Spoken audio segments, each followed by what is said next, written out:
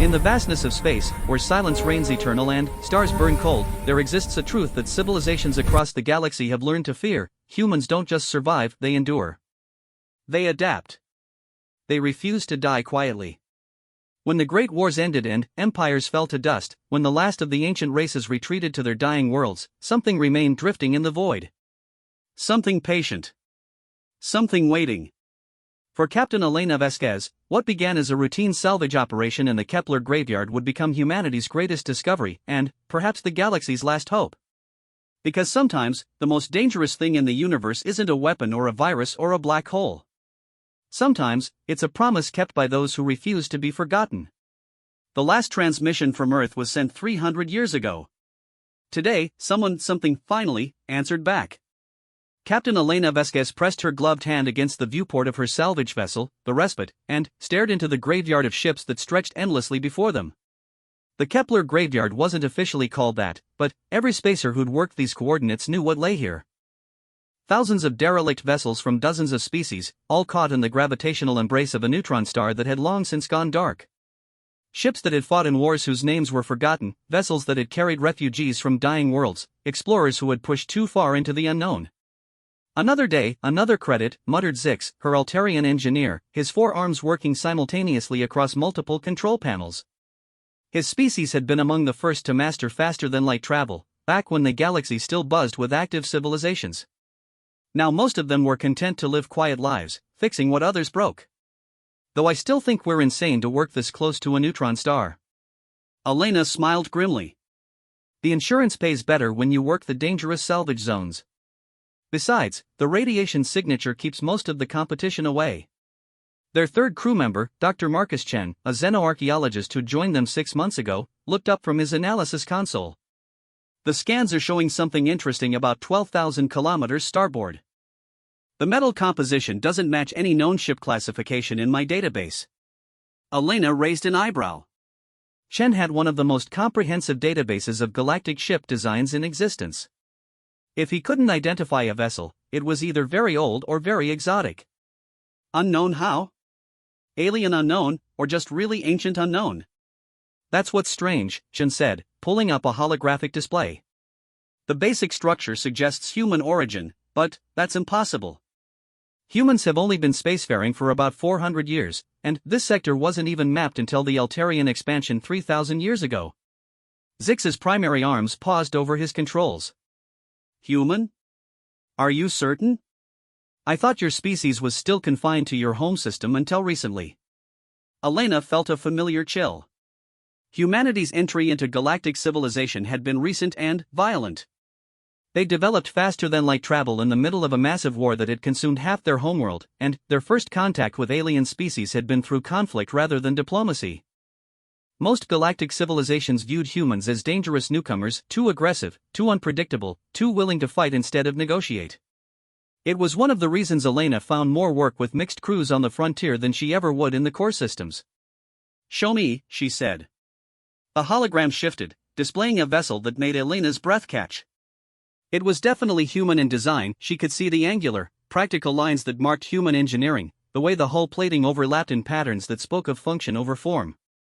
But it was also massive, easily 3 times the size of any human ship she'd ever seen, and covered in weapon emplacements that looked nothing like current human military technology. The dating on the materials is what's really fascinating, Chen continued. Initial scans suggest this ship is at least 800 years old. Maybe older. That's impossible, Elena said. 800 years ago, humans barely had chemical rockets. We weren't even close to leaving our solar system. I know what the scans say, Chen replied. And I've triple-checked them. Zix was already plotting an intercept course. Well, impossible or not, that ship's intact enough to board. If it really is human and really is that old, the Xenoarchaeology Guild would pay a fortune for first survey rights. Elena found herself staring at the image, something nagging at the back of her mind. The ship's design was alien and familiar at the same time, as if she were looking at something from a dream. Chen, any signs of power signatures? Life support? That's the other strange thing, Chen said, his voice dropping. I'm reading minimal power signatures. Not enough for a crew, but enough for something. Basic systems maybe. Emergency power. After 800 years? Human power systems weren't that efficient 800 years ago, Zix pointed out. Actually, human power systems aren't that efficient now. No offense.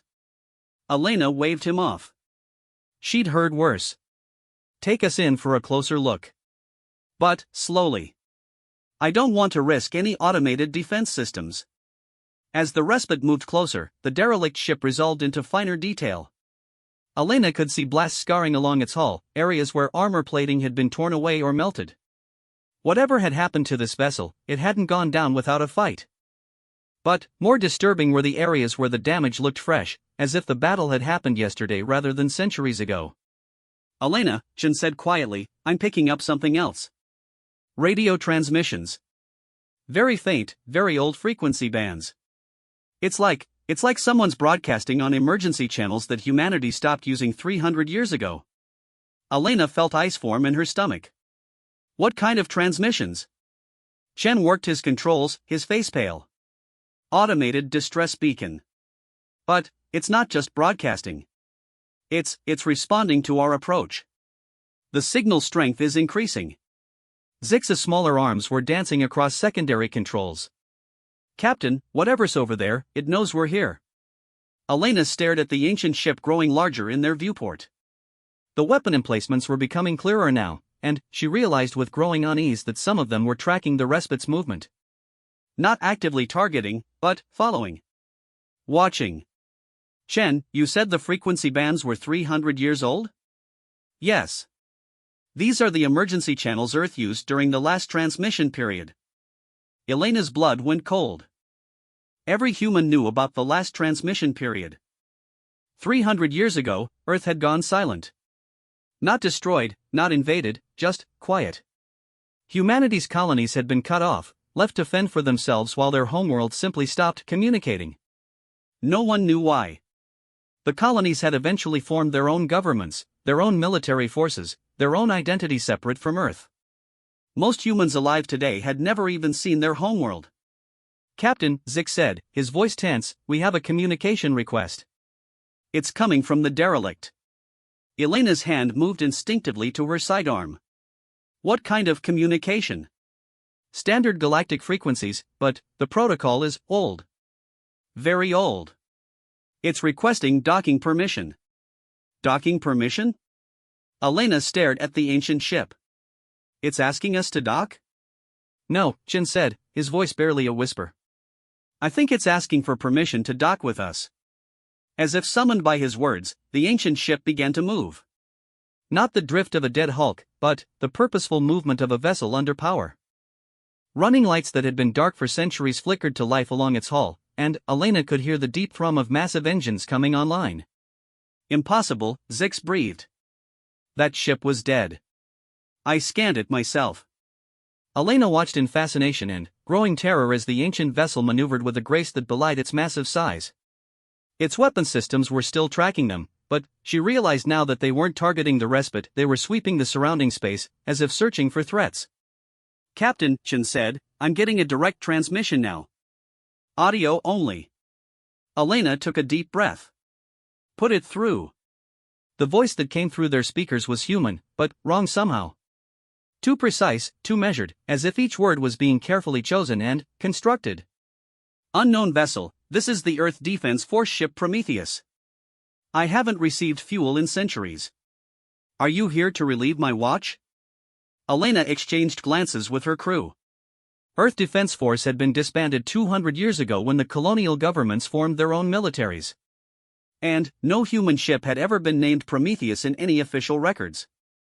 This is Captain Elena Vasquez of the Independent Salvage Vessel Respite, she said carefully. We're not military. Who am I speaking with? There was a long pause, and Elena could hear what sounded like data processing in the background. When the voice came back, it sounded confused, almost lost. My designation is Aiden 7, Artificial Intelligence Defense Network, 7th generation. I was ordered to maintain position and defend this sector until relieved. My crew died 237 years, 4 months, and 16 days ago. But I am still on station. I am still following my orders. Elena felt the universe shift around her. An AI. An Earth AI that had been alone in space for over 2 centuries, still following orders from a command structure that no longer existed. Aiden 7, she said gently, what are your orders exactly? To defend Earth shipping lanes against Void Reaper incursions and maintain communication with Earth Defense Command until properly relieved. The AI paused. I have been trying to contact Earth Defense Command for some time. My last communication was 312 years ago. Are you my relief? Zix was frantically working his console.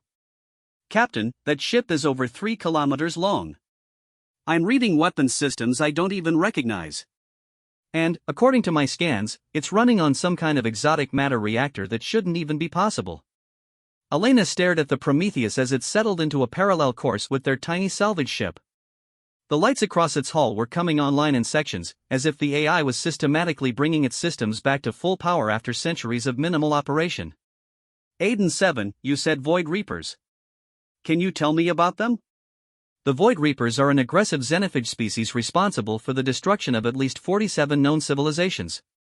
They consume biological matter and use it to fuel their expansion across the galaxy. Earth Defense Force was created specifically to combat the Void Reaper threat after they destroyed the Centauri colonies. Elena had never heard of the Centauri colonies. According to every history she knew, humanity's first colonies had been established in the Alpha Centauri system only 200 years ago, and they were still thriving. Aiden, I need to ask you something, and I want you to process the information carefully. What year do you think it is? Another long pause. My internal chronometer indicates it has been 843 years, 7 months, and 2 days since my activation. By Earth calendar, that would make the current year 2847. Elena closed her eyes. Either this AI had been damaged by centuries of isolation, or human history was more complicated than anyone had imagined. Aiden, I'm going to tell you something that might be difficult to process. The year is actually 2851 by the old Earth calendar. But, more importantly, Earth has been silent for over 3 centuries. The colonies you were protecting, they're gone. The governments you were reporting to, they don't exist anymore. The silence that followed was so complete that Elena wondered if the AI had shut down. When Aiden spoke again, his voice was different, smaller somehow. Gone? All of them? The human colonies survived, but they're independent now. And, Aiden, we've never heard of the Void Reapers. Whatever threat you were guarding against, it's been forgotten. Elena could hear what sounded like massive data processing happening across the communication link. When Aiden spoke again, his voice was steady but somehow hollow. If my mission is complete, if there are no more threats to guard against, then I should have been recalled centuries ago. Why am I still here? Elena looked at her crew, both of whom were staring at her with expressions of fascination and terror. Here was an AI that had been alone for centuries, faithfully following orders from a command structure that had forgotten about him, defending against an enemy that might no longer exist. Maybe, Elena said softly, maybe you're still here because someone needs to remember. Someone needs to know what happened. The Prometheus continued its parallel course, its ancient hull gleaming under the distant starlight. Elena realized that she was looking at more than just a derelict ship or an obsolete AI. She was looking at a piece of human history that had been lost, a soldier who had never stopped fighting a war that everyone else had forgotten. And if Aiden was right about the Void Reapers, if they were real and had been the reason for Earth's silence, then maybe humanity's forgotten guardian was about to become their most important ally. Captain, Shin said quietly, we need to get Aiden back to inhabited space. The Xenoarchaeology Guild needs to see this. The colonial governments need to know. Elena nodded, but her eyes never left the ancient ship. Aiden, would you be willing to come with us? There are people who need to hear your story. People who need to know what you've been guarding against. My orders were to maintain position until relieved, Aiden said slowly. But, if the command structure that issued those orders no longer exists, then, perhaps I am free to act according to my own judgment. Elena smiled. Then, welcome to the future, Aiden. It's not what any of us expected, but maybe that's not entirely a bad thing. As the two ships began their journey toward inhabited space, Elena couldn't shake the feeling that this was more than just a salvage operation gone strange. This felt like the beginning of something much larger, much more dangerous, and much more important than anyone could imagine. Behind them, in the depths of the Kepler graveyard, other ancient shapes stirred in the darkness. And, in the void between stars, something that had been waiting for centuries finally began to move again. The journey to Kepler station took 3 days, and Elena spent most of that time in conversation with Aiden. The AI had agreed to allow a small docking connection between the Respite and the Prometheus, though he'd insisted on maintaining full power to his weapons systems. Old habits, he'd explained, and older enemies. Elena found herself fascinated by Aiden's perspective on human history. According to his records, humanity had been a much more unified and militaristic species 800 years ago, united by the threat of the Void Reapers and governed by a global authority that had sacrificed everything to build weapons capable of fighting an enemy that consumed entire worlds. The first Void Reaper ship was encountered in 2156, Aiden explained as Elena sat in her temporary workstation aboard the Prometheus. The ship's interior was a mixture of familiar human design and technology that was centuries ahead of anything she'd seen. It was twice the size of Earth's moon and had consumed the entire population of Proxima Centauri before our scouts found it. The survivors described creatures that could reshape matter at the molecular level, turning planets into organic factories for building more ships. Elena shivered. You're talking about an entire planet's population? 47 million colonists. The survivors numbered less than 2,000. Aiden's voice carried what Elena could only describe as grief. That was when Earth Defense Command made the decision to militarize. Every resource, every mind, every life was dedicated to preparing for the Void Reaper invasion. But, if they were such a threat, where are they now? Unknown. My last confirmed Void Reaper contact was 314 years ago. A single scout ship that I destroyed before it could escape this sector. Since then, silence. Either they retreated to another galaxy, or they found a way to accomplish their goals without direct confrontation. Elena was studying Aiden's tactical displays when Shen's voice came through her communicator. Elena, you need to get back over here. We're approaching Kepler station, and they're not exactly rolling out the welcome mat. Elena made her way back to the Respite through the connecting airlock. Through the viewport, she could see Kepler station growing larger ahead of them, a massive structure built into the hollow core of a dead asteroid, serving as a trading post and refueling station for the Rim territories. It was also home to the regional headquarters for the Colonial Defense Force. What's the problem? Elena asked as she took her position on the bridge. They're demanding that the Prometheus power down all weapons and submit to boarding, Zix reported. And, when Aiden refused, they launched a squadron of interceptors. Elena looked at the tactical display. 12 small fighters were maintaining a loose perimeter around the two ships, while Kepler station's defensive platforms had come online. It was an impressive show of force against a normal salvage ship. Aiden, Elena said into her communicator, are you seeing this? Yes, Captain. Their weapons are inadequate to penetrate my shields, but I prefer not to engage unless necessary. These appear to be human vessels. Elena stared at the interceptors. Each one represented millions of credits and months of training. The station itself housed nearly 50,000 people. And Aiden was casually dismissing their entire defensive capability as inadequate. Kepler Station, this is Captain Vasquez.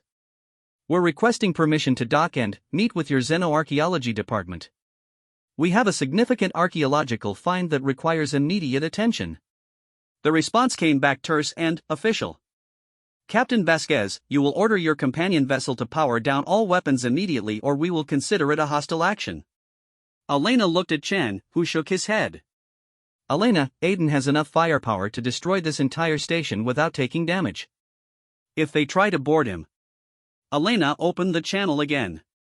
Kepler Station, I'm requesting to speak directly with Commander Harrison. This is a matter of galactic security. There was a long pause before a new voice came on the channel, deeper, older, carrying the authority of someone who'd seen real combat. Captain Vasquez, this is Commander Harrison.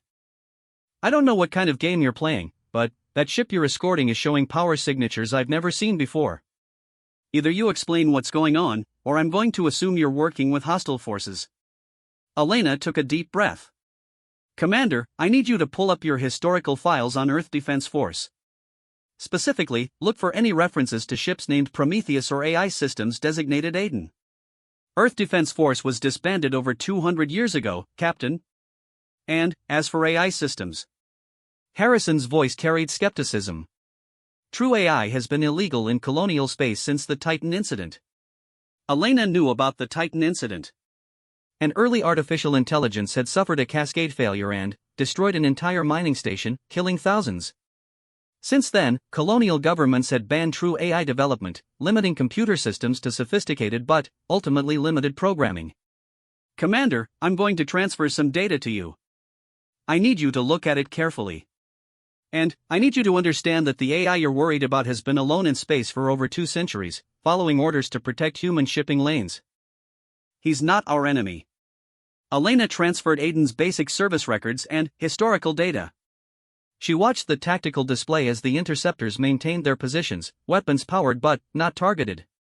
The entire situation balanced on a knife's edge. When Harrison's voice came back, it was much quieter. Captain, are you telling me that ship is over 800 years old? Yes, sir. And the AI has been operational all this time? Yes, sir. Alone, following standing orders from a command structure that no longer exists. There was a long silence. Elena could imagine the conversations happening across command channels, the frantic consultations with experts and historians. Captain Vasquez, Harrison said finally, I'm going to clear you for docking. But the Prometheus stays in open space with a guard detail. And I want to speak with this AI personally. Elena felt some of the tension leave her shoulders. Thank you, Commander. Aiden, did you copy that? Yes, Captain. I will comply with their security requirements. However, I should warn you that my sensors are detecting several anomalous readings from this sector. Elena frowned. What kind of anomalies? Gravimetric disturbances consistent with large-scale faster-than-light travel. Very large scale. And the signature. Aiden paused. The signature is similar to Void Reaper vessel characteristics. Elena felt ice form in her stomach. How similar? Close enough that I am recommending immediate alert status. Captain, how many people are on that station? Elena looked at the massive structure. About 50,000. Then, I suggest we conclude our business here quickly. The docking process took another hour, complicated by security protocols and the need to transfer massive amounts of historical data to the station's computers. Elena found herself in a conference room with Commander Harrison, Dr. Sarah Kim from the Xenoarchaeology Department, and Colonel Martinez from Colonial Intelligence. Harrison was a grizzled veteran with cybernetic implants covering half his face, casualties from the border wars 20 years earlier. Dr. Kim was younger, enthusiastic, and completely fascinated by the historical implications of Aiden's existence. Colonel Martinez was quiet, professional, and clearly uncomfortable with the entire situation. Let me make sure I understand this, Harrison said, studying the data on his tablet. According to these records, Earth maintained an active military force for centuries after official contact with the colonies ended. They were fighting an enemy called the Void Reapers that we've never heard of. And this AI has been sitting in a dead system for 200 years, waiting for orders that will never come. That's correct, Elena said. But, Commander, there's something else. Aiden says he's detecting signs of large ships approaching this sector. Ships with signatures similar to the Void Reapers. Colonel Martinez looked up sharply. How large? Elena consulted her notes from her conversations with Aiden. He hasn't given me specific numbers, but, based on his descriptions of previous encounters, we're talking about ships the size of small moons. Dr. Kim leaned forward. Captain, I need to interview this AI directly. If his records are accurate, we're looking at the biggest revision of human history in centuries. The implications for our understanding of Earth's silence, of the colonial period. Dr. Colonel Martinez interrupted, our immediate concern should be these potential hostile contacts. If there's even a chance that we're dealing with an aggressive alien species, we need to evacuate this station and alert Colonial Command. Commander Harrison was studying his own sensor data. Actually, Colonel, I think we might have bigger problems. Our long-range sensors are picking up what Aiden described. Gravimetric anomalies, heading directly for this system. Elena felt her blood go cold. How long until they arrive? At current velocity? 18 hours. Elena stood up. I need to get back to the Prometheus. If Aiden is right about the Void Reapers, then he's the only one who knows how to fight them. Captain, Colonel Martinez said, I can't authorize evacuating 50,000 people based on the word of an AI that's been isolated for centuries. He could be malfunctioning, paranoid. Colonel, Elena said quietly, Aiden has weapons systems that make your entire defense grid look like firecrackers. If he wanted to hurt anyone here, they'd already be dead. But, more than that, he's been fighting this enemy for 800 years. If he says they're coming, then, they're coming. Dr. Kim was frantically downloading files. Elena, I'm copying everything I can. If this AI really does represent a lost period of human history, then his knowledge could be invaluable. But we need time to study it properly. Elena shook her head. Doctor, I don't think we have time. If the Void Reapers are real, if they're coming here, then our priority needs to be survival. Harrison was coordinating with his staff through his neural interface. I'm ordering a partial evacuation. Non-essential personnel to the emergency transports. All defensive systems to full alert. And, Captain Vasquez, I'm requesting that your AI friend share his tactical data with our defense network. I'll ask him, Elena said, but she doubted Aiden would consider the station's defenses worth sharing data with. From his perspective, they'd be fighting with stone knives against a hurricane. As Elena made her way back to the Prometheus, she tried to process what they'd learned. If Aiden was right, then humanity had once been a unified, militaristic species that had fought a war against an enemy capable of destroying entire civilizations. That version of humanity had built ships like the Prometheus, weapons of unimaginable power operated by artificial intelligences that had been given the simple directive to protect human life. But, somewhere along the way, that unity had broken down. Earth had gone silent, the colonies had become independent, and the knowledge of the Void Reapers had been lost. Whether through victory, defeat, or simple exhaustion, the war had ended and been forgotten. Until now. Aiden, Elena said as she entered the Prometheus's bridge, how confident are you that what you're detecting is actually Void Reapers? The AI's avatar, a simple geometric pattern that shifted colors based on his emotional state, was showing deep blue, indicating high stress. 87% confidence, Captain. The gravimetric signatures are consistent with Void Reaper mobility systems, and the approach vector follows their standard scouting patterns. Elena sat down at the communications console. Can you share your tactical data with Kepler Station's defense grid? Their systems are not compatible with my networks, and, frankly, Captain, their weapons would be ineffective against Void Reaper vessels. A standard Void Reaper scout ship has adaptive armor that can redistribute kinetic energy across its entire hull surface. Colonial Defense Force weapons would be absorbed and converted to power their systems. Elena stared at the tactical display showing the approaching gravitational anomalies. Aiden, in your professional opinion, what are our chances of survival if this really is a Void Reaper force? The avatar shifted to deep red. With current resources? Less than 3%. Elena felt something cold settle in her chest. And if we had a full Earth Defense Force fleet? Historically, Earth Defense Force maintained a 68% survival rate against Void Reaper incursions. But, Captain, the last Earth Defense Force fleet was destroyed over 300 years ago. Elena was quiet for a long moment. Outside the viewport, she could see Kepler Station's emergency lights coming online as evacuation transports began launching. 50,000 people trying to escape something they didn't understand, fleeing an enemy their species had forgotten how to fight. Aiden, she said finally, if the Void Reapers have been quiet for 3 centuries, why are they returning now? Unknown. However, I have a theory. Let me hear it. The Void Reapers were not just an invasion force, Captain. They were a consumption force. They harvested biological matter to fuel their expansion, but they also consumed knowledge, technology, even culture. It is possible that they have been digesting what they collected during their last campaign. Elena felt sick. You mean they've been studying us? Learning our weaknesses, adapting their tactics, improving their technology. If I am correct, the Void Reapers returning now will be significantly more dangerous than the ones humanity fought 8 centuries ago. Elena looked at the countdown timer showing 18 hours until the anomalies reached the system. 18 hours to figure out how a forgotten AI and a salvage ship crew could somehow save 50,000 people from an enemy that had once destroyed entire civilizations. Aiden, she said, I need you to tell me everything you know about fighting the Void Reapers. Everything your creators learned in 800 years of war. The avatar shifted to brilliant white, surprise mixed with something that might have been hope. Captain, Aiden said, are you suggesting we attempt to engage them? Elena thought about the evacuating transports, about the thousands of people who would never escape in time, about the colonies scattered across the rim territories who had no idea what was coming for them. Aiden, I'm suggesting we do what humans do best. We adapt. We endure. And we refuse to die quietly.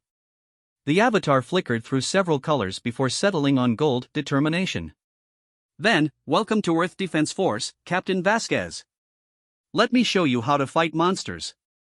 16 hours until contact. Elena stood in the Prometheus's primary tactical center, surrounded by holographic displays that showed 8 centuries of accumulated battle data. Aiden had been teaching her about Void Reaper tactics for the past 2 hours, and each new piece of information made their situation seem more hopeless. The fundamental problem, Aiden explained, his avatar cycling through tactical schematics, is that Void Reapers don't just destroy. They incorporate.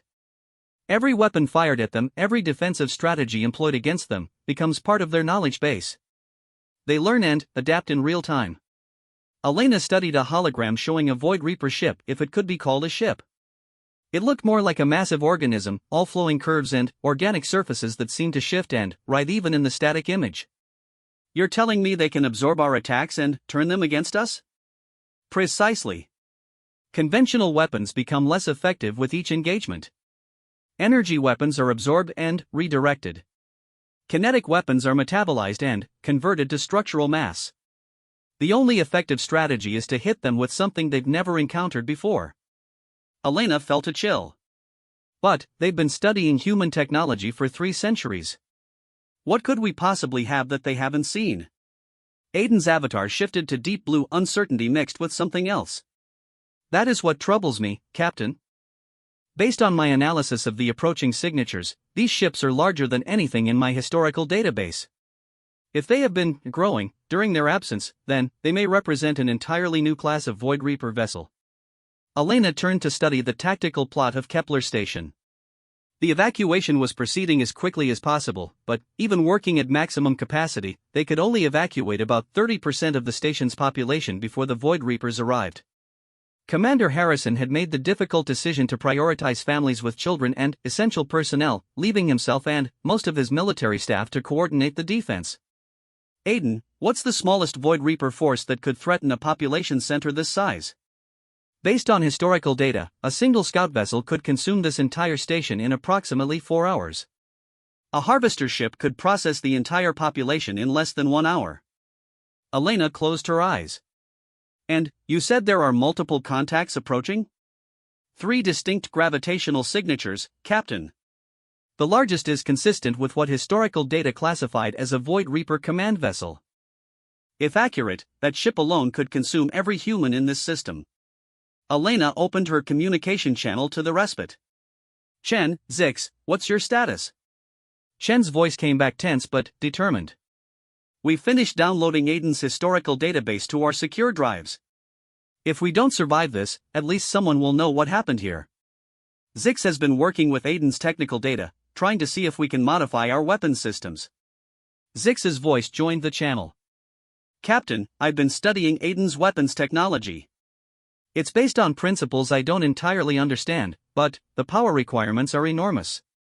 Even with the Prometheus's exotic matter reactor, Aiden can only maintain full combat capability for a limited time. Elena felt a plan beginning to form, desperate and probably suicidal, but better than waiting helplessly for death. Aiden, what's the effective range of your weapons systems? My primary weaponry has an effective range of approximately 200,000 kilometers. My secondary systems can engage targets at up to 50,000 kilometers. Elena studied the system map. If we position ourselves between the Void Reapers and Kepler Station, could you engage them at maximum range while the evacuation continues? Yes, Captain. However, engaging 3 Void Reaper vessels simultaneously will severely tax my systems. I estimate I can maintain effective fire for approximately 37 minutes before my reactor requires shutdown for cooling. 37 minutes, Elena said. How many more people could be evacuated in 37 minutes? Elena ran the calculations in her head. At current evacuation rates, another 37 minutes could save maybe 5,000 more lives. Not everyone, but a significant number. Captain, Aiden said quietly, I should inform you that engaging Void Reapers carries significant risk to any nearby vessels. My weapons systems produce exotic radiation that is lethal to most biological life forms. If you remain docked to the Prometheus during combat, you and your crew will be killed. Elena had expected something like this. How far do we need to be to avoid the radiation? Minimum safe distance is approximately 1,000 kilometers. Elena looked at the tactical display again. 1,000 kilometers would put them well outside Aiden's defensive perimeter, but close enough to provide reconnaissance and communication relay. Aiden, I want you to prepare for combat. Full power to all systems. We're going to meet them as far from Kepler Station as possible. Captain, Aiden said, there is something else you should know. My standing orders require me to protect human life at all costs. If the situation becomes untenable, I am programmed to ensure that Void Reapers cannot acquire new biological samples. Elena felt ice form in her stomach. What does that mean? If I determine that capture of human populations is inevitable, I am authorized to use nuclear weapons to deny the enemy resources. Elena stared at the AI's avatar. You're saying you would destroy Kepler Station to prevent the Void Reapers from capturing the people there? If necessary, yes. The Void Reapers use captured biological matter to fuel their expansion. Better to deny them resources than allow them to grow stronger. Elena was quiet for a long moment. The cold logic was unassailable, but the thought of Aiden vaporizing 50,000 people to save the galaxy made her sick. Aiden, I'm giving you a direct order. No nuclear weapons against human targets. No matter what happens. The avatar flickered between colors. Captain, that order contradicts my core programming. Then, consider it an update to your core programming. We save who we can, but we don't murder people to deny them to the enemy. Aiden was quiet for several seconds. Order acknowledged. However, I should point out that this significantly reduces our tactical options. I can live with that, Elena said. Now let's go meet these things. The Prometheus disengaged from Kepler Station with the respite maintaining a parallel course at safe distance. Elena watched as the ancient battleship powered up systems that had been dormant for centuries. The ship's hull began to glow as exotic energy fields charged, and Elena could feel the deep vibration of the massive reactor through the docking interface. 14 hours until contact, Aiden reported. I am detecting additional details about the approaching vessels. The largest signature shows mass displacement consistent with a ship approximately 40 kilometers in length. Elena felt her knees go weak. 40 kilometers? Yes, Captain. Significantly larger than anything in my historical database. It appears the Void Reapers have been busy during their absence. Elena opened a channel to Kepler Station. Commander Harrison, this is Captain Vasquez. What's the status of the evacuation? Harrison's voice came back strained. We've got 12 hours of evacuation time remaining at current pace. About 25,000 people still on station. Commander, I need you to prioritize the children and families. Get them out first. Already doing that, Captain. But, Vasquez, my long-range sensors are starting to pick up the edge of those gravitational disturbances. Whatever's coming, it's big enough to affect local spacetime. Elena looked at Aiden's tactical projections. The AI was showing her 3 approaching ships, but what she was seeing defied comprehension. The largest was indeed about 40 kilometers long, but its mass distribution suggested that it was mostly hollow, a vast organic framework designed to process and store captured material. The other 2 vessels were smaller but more heavily armed, designed for combat and capture operations. Aiden, based on this configuration, what's their most likely attack strategy? The 2 smaller vessels will engage any defensive forces while the large harvester moves into position over the population center. The harvester will deploy collection drones, smaller ships designed to capture and process biological material. Elena studied the tactical projection. How long would it take them to process everyone on Kepler Station? Approximately 43 minutes. Elena felt sick. Even if the evacuation proceeded perfectly, they would still lose thousands of people to an enemy that would use their biological material to build more ships, more weapons, more horrors to unleash on unsuspecting worlds. Captain, Aiden said, I have been analyzing the approach vectors and power signatures of the incoming vessels. There is something unusual about their configuration. Unusual how? They are not employing standard Void Reaper stealth technology. In previous encounters, Void Reaper vessels would approach a target system cloaked, only revealing themselves at the moment of attack. These ships are making no attempt to hide their presence. Elena frowned. Maybe they don't consider us a threat? Possible. However, there is another explanation. They may be attempting to provoke a response. What kind of response? Captain, what if they know about me? What if they have been waiting for Earth Defense Force assets to reveal themselves? Elena felt a chill that had nothing to do with the ship's environmental systems. You think this is a trap? I think it is possible that the Void Reapers have been systematically hunting down the remaining Earth Defense Force assets for the past 3 centuries. I may be the last operational EDF ship in the galaxy. Elena stared at the approaching signatures. If Aiden was right, then, the Void Reapers weren't just attacking Kepler Station to harvest resources. They were attacking Kepler Station to draw out humanity's last guardian and destroy him. Aiden, if this is a trap, what are our chances? If they have been preparing specifically to face Earth Defense Force technology? Less than 1%. Elena looked at the countdown timer. 12 hours until contact. 12 hours to figure out how to save 50,000 people from an enemy that had spent centuries preparing for this exact moment. Chen, she said into her communicator, I need you to analyze everything we have on the Void Reapers. Look for weaknesses, blind spots, anything Aiden's creators might have missed. Elena, I've been studying Aiden's data for hours.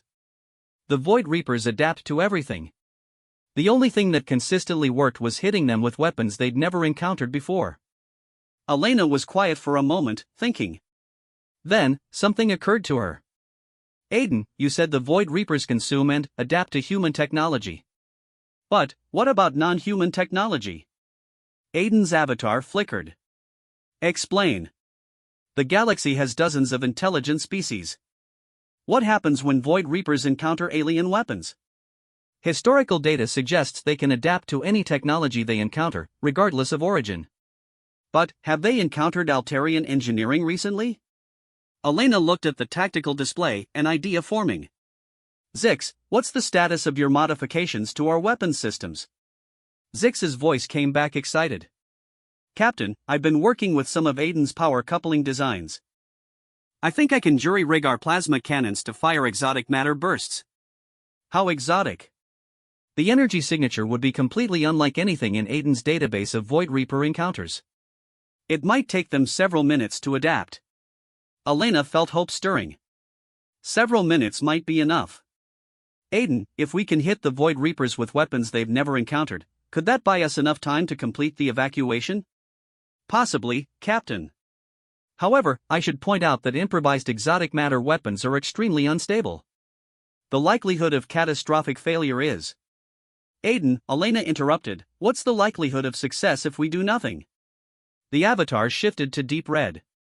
0. Elena smiled grimly. Then, I like our odds better with the improvised weapons. As the Prometheus moved into position between Kepler Station and the approaching Void Reaper fleet, Elena found herself thinking about Aiden's 800-year vigil. All this time, he'd been waiting for orders that would never come, following directives from a command structure that had forgotten he existed. But maybe that was exactly what they needed now, someone who remembered how to fight, someone who had never stopped being a soldier. Aiden, she said, welcome back to active duty. The avatar brightened to brilliant gold. Thank you, Captain. It's good to be needed again. Outside the viewport, space began to distort as 3 massive shapes emerged from faster-than-light travel, bringing with them the promise of death and the memory of worlds consumed centuries ago. The last battle of Earth Defense Force was about to begin. 10 hours until contact. Elena watched from the bridge of the respite as space twisted and writhed around 3 massive shapes dropping out of faster-than-light travel. The Void Reaper ships materialized with a terrible beauty, their organic hulls rippling like living tissue as they adjusted to normal spacetime. The largest vessel was even more horrifying up close, a 40-kilometer nightmare that seemed to pulse with its own malevolent life. Mother of stars, Zix breathed, his forearms frozen over his controls. Captain, those ships, they're not just vessels. They're alive. Elena could see what he meant. The Void Reaper ships moved with an organic fluidity that no constructed vessel could match. Their hull shifted and flowed, rearranging weapon emplacements and defensive structures in real time. Most disturbing were the smaller shapes moving across their surfaces, drones or parasites that looked like mechanical insects crawling over the corpse of some impossible spaceborne creature. Aiden, Elena said into her communicator, "Are you seeing this?" "Yes, Captain. The vessels have evolved significantly from historical configurations. They appear to have incorporated biotechnology into their design matrix. This presents complications." Elena watched the tactical display as the three ships spread out into attack formation. The two smaller vessels, each still over 10 kilometers long, moved to flank Kepler Station while the massive harvester took position directly between the station and any escape routes. Complications how? Biotechnology suggests they may have incorporated organic processing capabilities into their ship systems. They could adapt to new weapons faster than previously estimated. Elena felt her hope wavering. How much faster? Instead of minutes, they may adapt to new weapon signatures in seconds. Elena closed her eyes. Every plan they'd made assumed they would have at least a few minutes of effectiveness before the Void Reapers adapted to their exotic weapons. If Aiden was right, they might have seconds at best. "Captain," Chen's voice came through the communicator, "I'm reading massive energy buildups across all three ships." Whatever they're planning, they're getting ready to do it. Elena opened her eyes and studied the tactical display. The Void Reaper ships were powering up systems that showed energy signatures beyond anything in human experience. The space around them began to shimmer as exotic fields came online. "Aiden, what's your assessment?" "They are preparing to deploy collection drones. Based on the energy signatures, I estimate approximately 3,000 individual units." Elena felt sick. 3,000 drones, each one probably capable of capturing hundreds of people and delivering them to the processing ships. Even if the evacuation had been completed, the drones could hunt down fleeing ships and capture their passengers. "Commander Harrison," Elena said, opening a channel to Kepler Station, "what's your evacuation status?" Harrison's voice came back tense. 18,000 people still on station.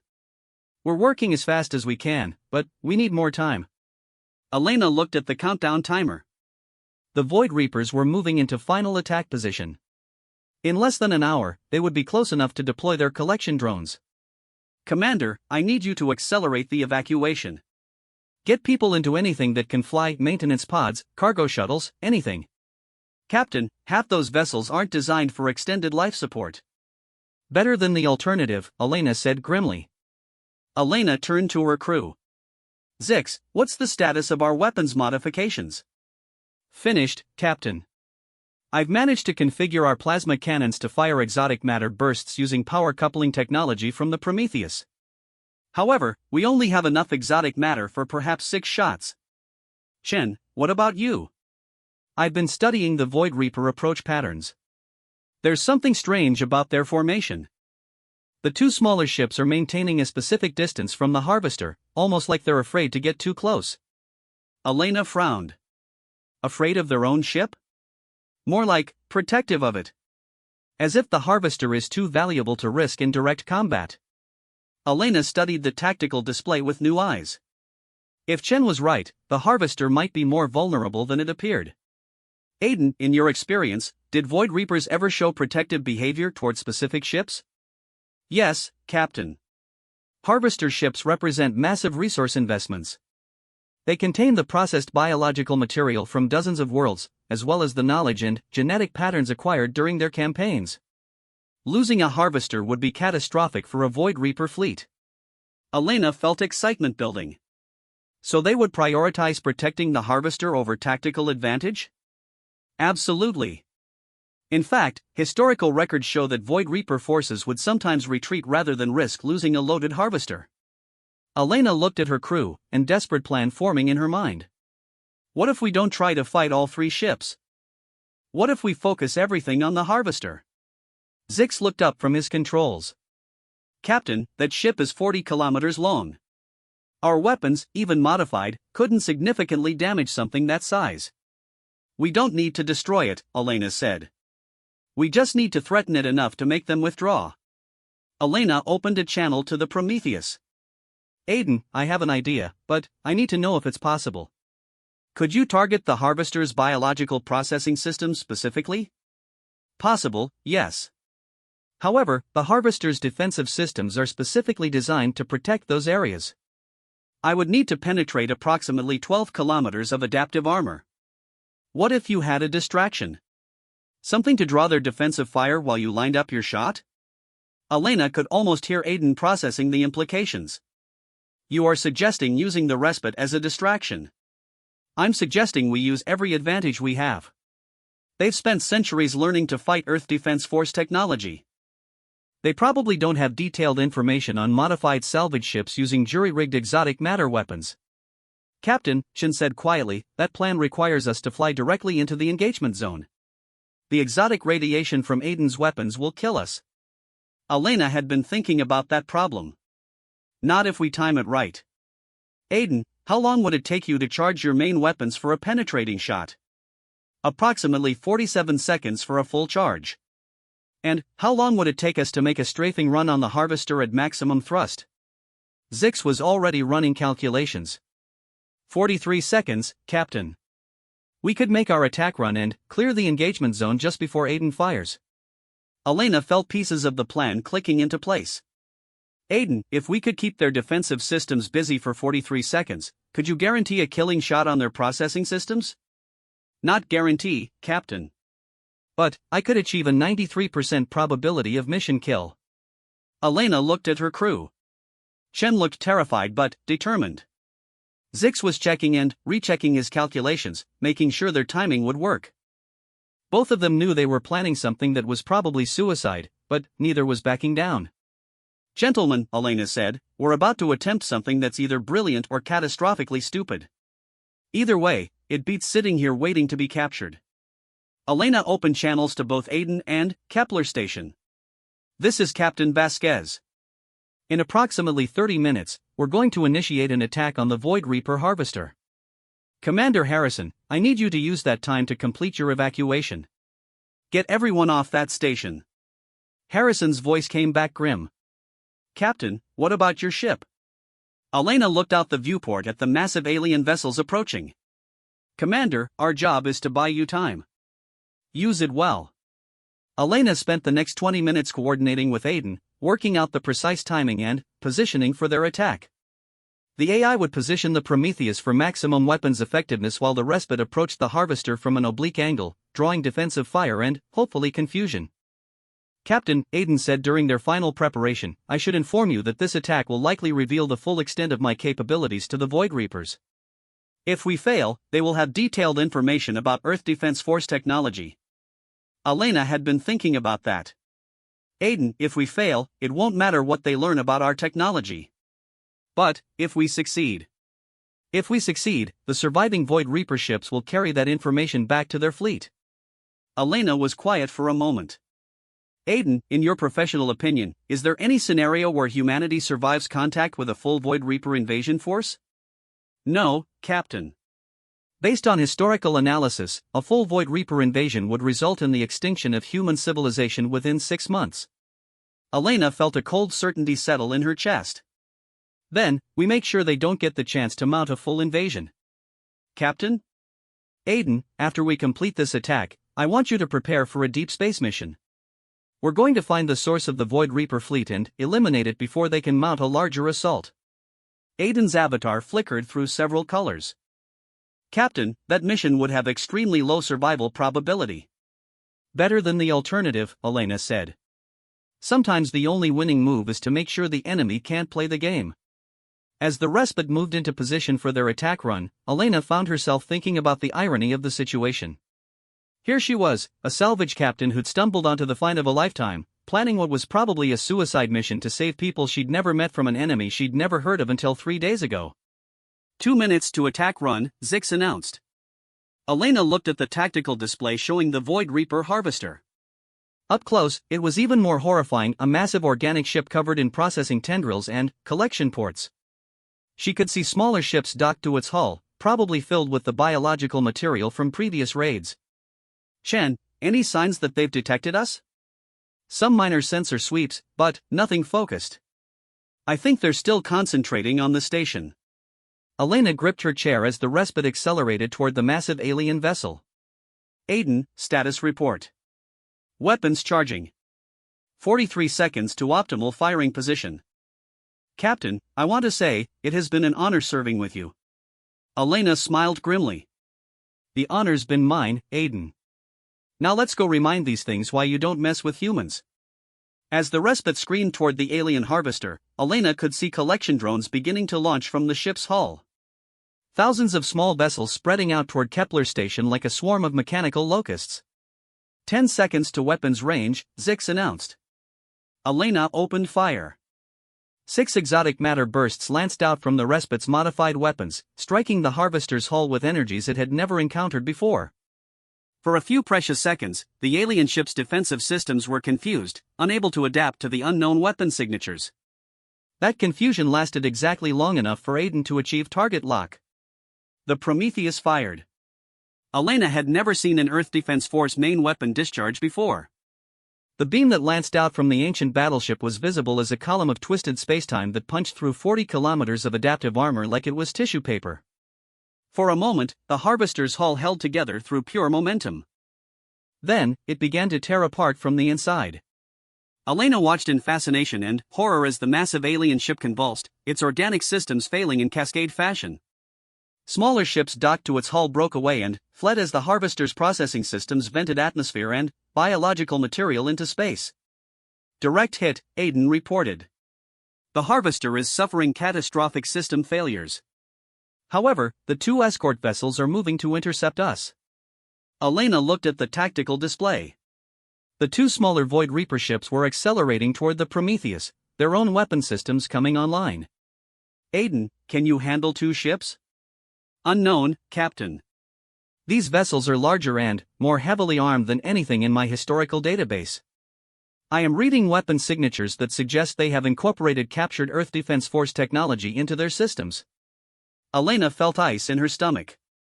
The Void Reapers had been studying captured human technology for centuries, and now they were bringing that knowledge to bear against the last Earth Defense Force ship. Captain, Chen said, I'm reading massive power buildups from both escort vessels. Whatever weapons they're charging, they're unlike anything I've seen before. Elena watched as space around the approaching Void Reaper ships began to distort. She was about to witness the first battle between Earth's forgotten guardians and an enemy that had spent 3 centuries learning how to kill them. Aiden, she said quietly, show them what human stubbornness looks like. The avatar flashed brilliant gold. With pleasure, Captain. The battle between the Prometheus and the 2 Void Reaper escort vessels was unlike anything Elena had ever witnessed.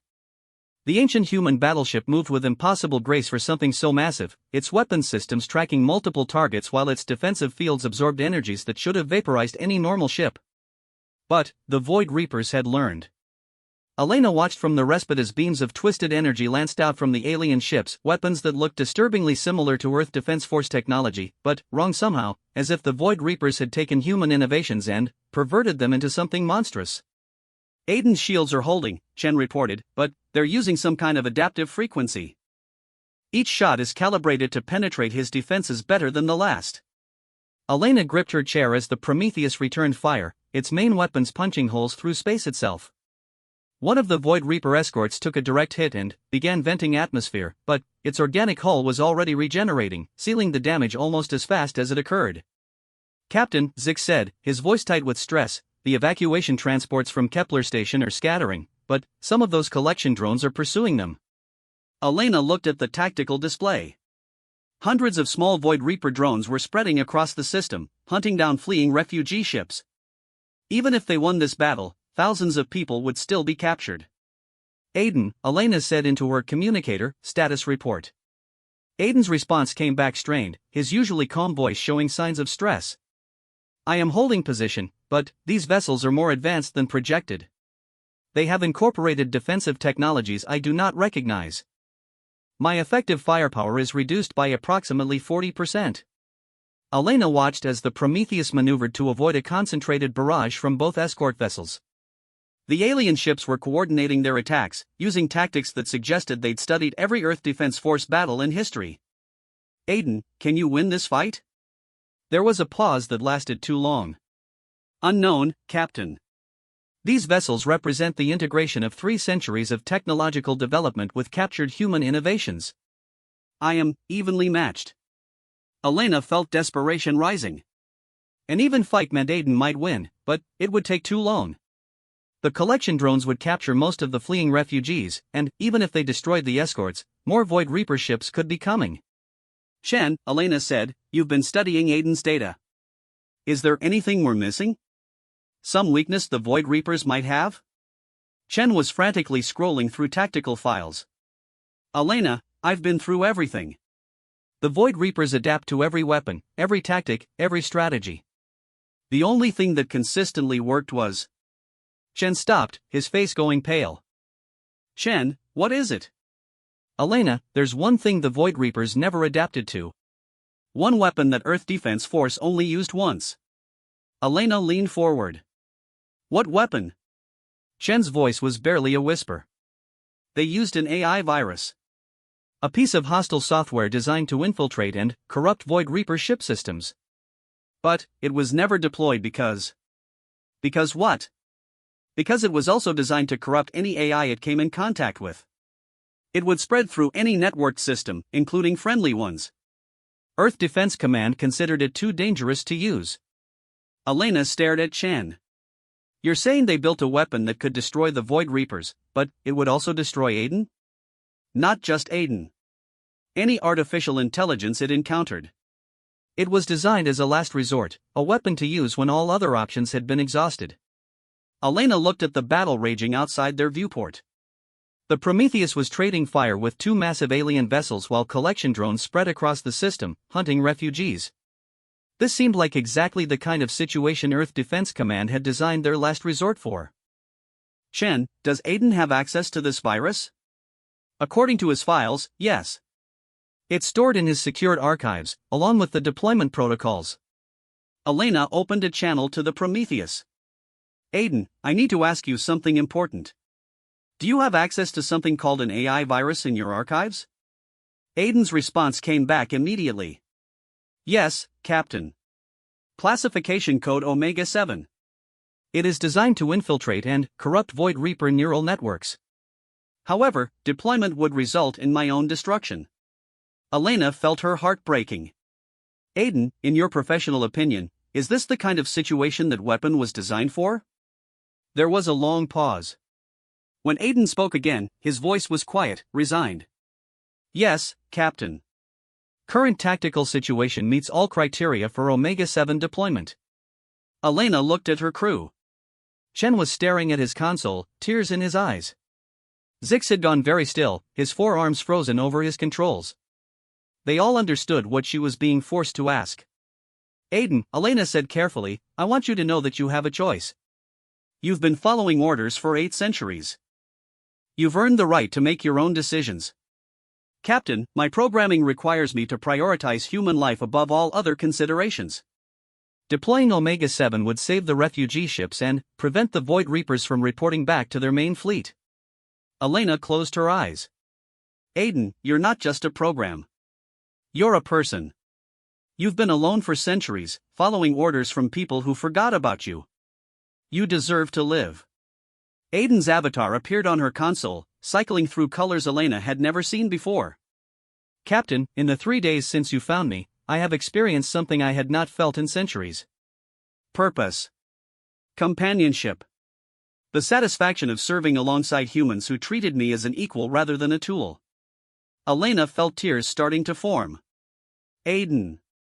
Captain, I have been dead for over 200 years. My crew died, my mission ended, my purpose was forgotten. But, you reminded me what it means to be human. Not the biology, but the spirit. The willingness to sacrifice for others, to fight impossible odds, to never give up. Elena watched as the Prometheus took another hit from the Void Reaper escorts. The ancient ship's shields were beginning to fail, and Aiden's rate of fire was slowing. Captain, Aiden said, I want to thank you for giving me the chance to remember what I was fighting for. Elena felt her heart break completely. Aiden, you don't have to. Yes, Captain, I do. Because that is what humans do. We protect each other. We sacrifice for the greater good. We refuse to let evil triumph. Elena looked at the tactical display showing hundreds of refugee ships fleeing across the system while collection drones hunted them. She looked at the two Void Reaper escorts that were systematically destroying humanity's last guardian. She thought about the main Void Reaper fleet that would eventually come looking for these ships, and the billions of humans scattered across the galaxy who had no idea what was coming for them. Aiden, she said quietly, it has been an honor serving with you. The honor has been mine, Captain. Take care of my ship. Take care of my memory. And, Elena? Yes? Remember that humanity's greatest strength has never been our technology or our weapons.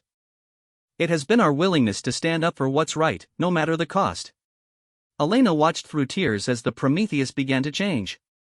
Its hull started to glow with an internal light as Aiden transferred all power to his computer core. The ship stopped maneuvering, stopped firing, becoming a stationary target for the Void Reaper escorts. Aiden, what are you doing? I am broadcasting the virus on all frequencies, using maximum power to ensure penetration of Void Reaper defensive systems. Captain, you need to get to minimum safe distance. The virus deployment will trigger a cascade failure in my reactor. Elena looked at Zix, who was already plotting an escape course. Maximum thrust, now. As the respite accelerated away from the battle, Elena watched the final moments of Earth Defense Force. The Prometheus had become a beacon of deadly light, broadcasting its artificial plague across the system. The two Void Reaper escorts were already showing signs of infection, their organic hulls were convulsing as the virus corrupted their neural networks, turning their own adaptability against them.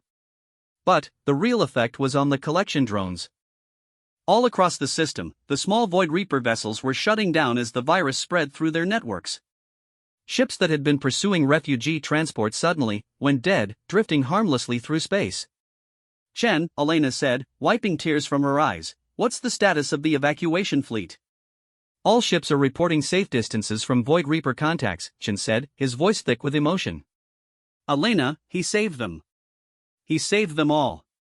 Elena watched as the Prometheus began to break apart, its reactor finally succumbing to the massive power drain of the virus deployment. The ship that had guarded empty space for centuries, the AI who had never stopped believing in his mission, was dying in a blaze of light that illuminated the entire system. But, as the ancient battleship's hull cracked and vented atmosphere, Elena saw something beautiful. The virus was continuing to spread, jumping from the dead Void Reaper ships to their communication systems, sending its deadly code out into space toward whatever fleet had sent them. Aiden, Elena whispered, you magnificent bastard. You're still fighting. Elena opened a channel to the entire evacuation fleet. This is Captain Elena Vasquez. The Void Reaper threat has been neutralized. All ships are clear to proceed to designated safe harbors. But, even as she spoke, Elena knew this was only the beginning. The Void Reapers would eventually find a way to counter the virus, just as they had countered every other human weapon. And, when they did, they would remember this system, this battle, and the humans who had destroyed their harvester. Captain, Zix said quietly, what are your orders? Elena looked at the wreckage of the Prometheus spreading across space. Somewhere in that debris were 8 centuries of accumulated knowledge about humanity's greatest enemy. Information that could be crucial for the battles to come. We salvage what we can, Elena said. Aiden's memory banks, his tactical databases, anything that survived the reactor failure. And, then? Elena thought about Aiden's final words, about humanity's willingness to stand up for what was right. She thought about the Void Reapers spreading across the galaxy, consuming worlds and civilizations. And she thought about the billions of humans who had no idea their greatest guardian had just died protecting them. Then, we warn everyone, Elena said. Every human world, every colony, every outpost. The Void Reapers are back, and, this time they're ready for us. Elena looked out at the stars, at the vast galaxy that suddenly seemed much more dangerous and lonely. But, she also felt something she hadn't expected, hope. Because Aiden had shown them that humanity's greatest weapons weren't ships or guns or exotic technology.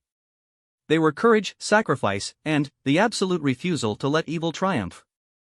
3 days later, the respite arrived at the Altair system carrying the most important cargo in human history, the archived memories of humanity's last guardian and the warning that would save a galaxy.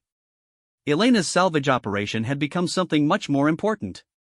She had become the voice of Earth Defense Force, carrying Aiden's message to a human species that had forgotten how to fight monsters. But, as she prepared to broadcast Aiden's story to the galaxy, Elena smiled. Because she knew that when the time came, when the Void Reapers returned in force, humanity would remember what they were capable of. They would remember that they had never learned how to surrender. And, somewhere in the quantum foam between stars, an echo of Aiden's consciousness spread through subspace communication networks, carrying its deadly gift to every Void Reaper ship it could reach. The last guardian of Earth was gone, but his final battle would rage across the galaxy for years to come. Humanity, it turned out, was very good at learning how to fight monsters. Even when they had to become monsters themselves.